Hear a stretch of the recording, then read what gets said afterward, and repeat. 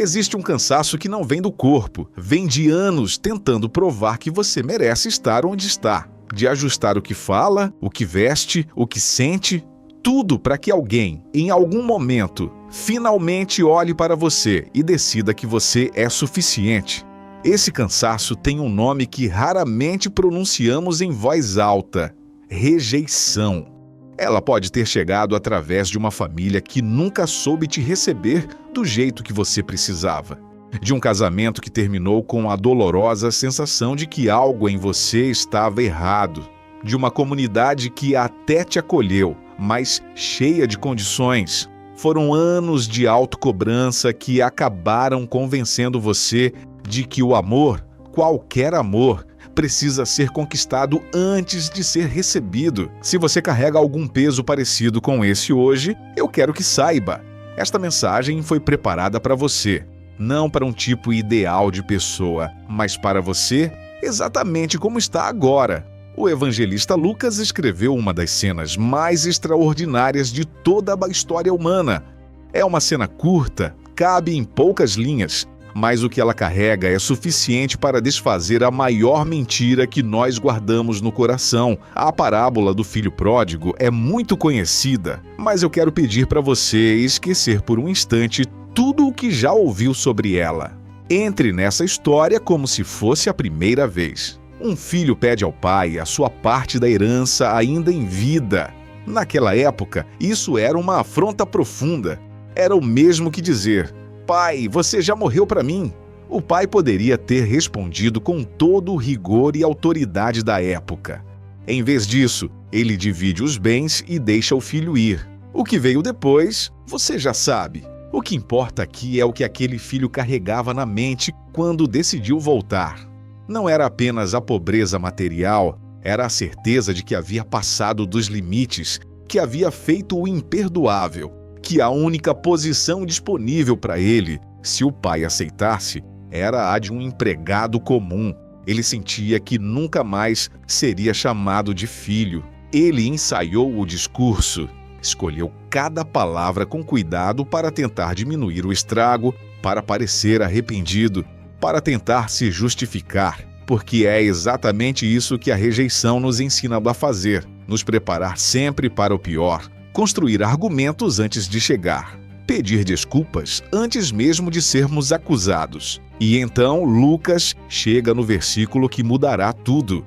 Lucas, capítulo 15, versículo 20, na versão NVT. Ele se levantou e foi ao encontro do pai. Quando ainda estava a certa distância, o pai o viu e se encheu de compaixão. Correu ao encontro do filho, lançou-se sobre ele e o beijou. Pare aqui por um momento. Quando ainda estava a certa distância, o filho ainda não havia chegado, não tinha dito uma única palavra. O discurso ensaiado ainda estava preso na garganta. E o pai já estava correndo. Entenda o peso disso. Naquela sociedade, um pai de família, idoso e respeitado, jamais corria em público. Correr era visto como uma humilhação, um ato que tirava toda a dignidade de um homem maduro. Ele teria que erguer a túnica, expor as pernas perante a aldeia inteira. O pai sabia disso e correu assim mesmo. Ele escolheu passar por uma vergonha pública para poupar o filho de uma dor maior. A de chegar sozinho até a porta da casa, sem saber se seria aceito ou escorraçado. O abraço veio antes do discurso. O beijo veio antes do pedido de perdão.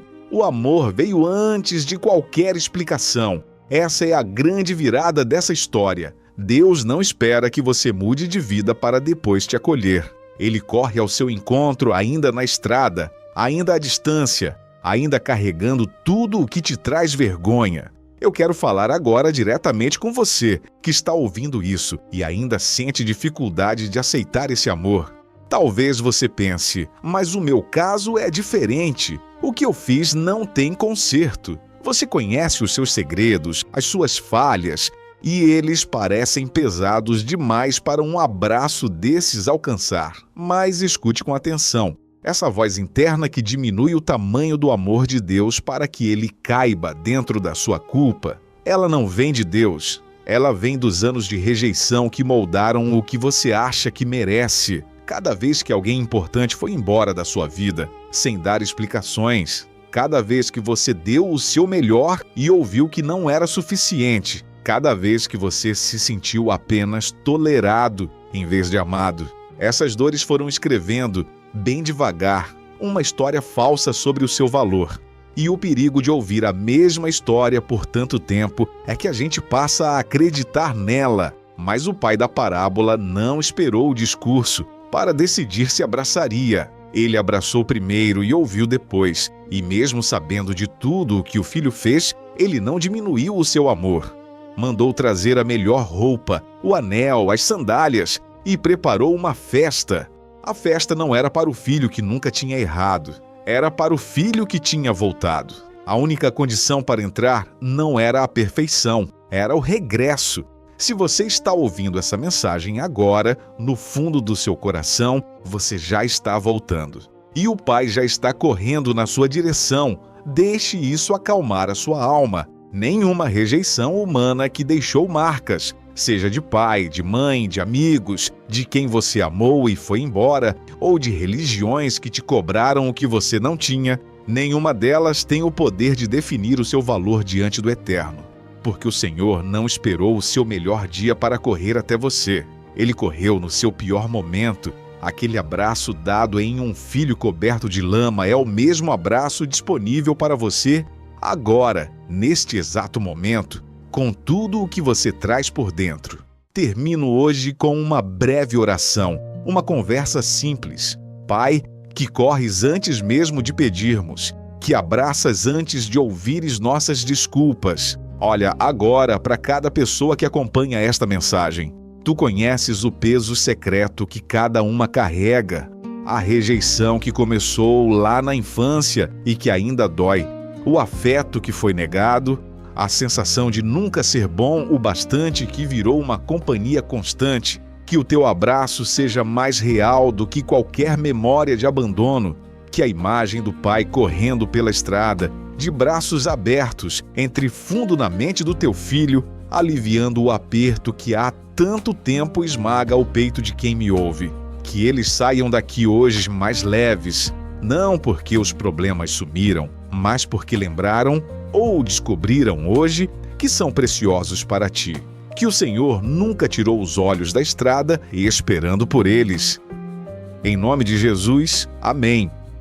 Se essa mensagem trouxe paz para você em boa hora, pense em alguém que você conhece e que também se sente invisível ou indigno.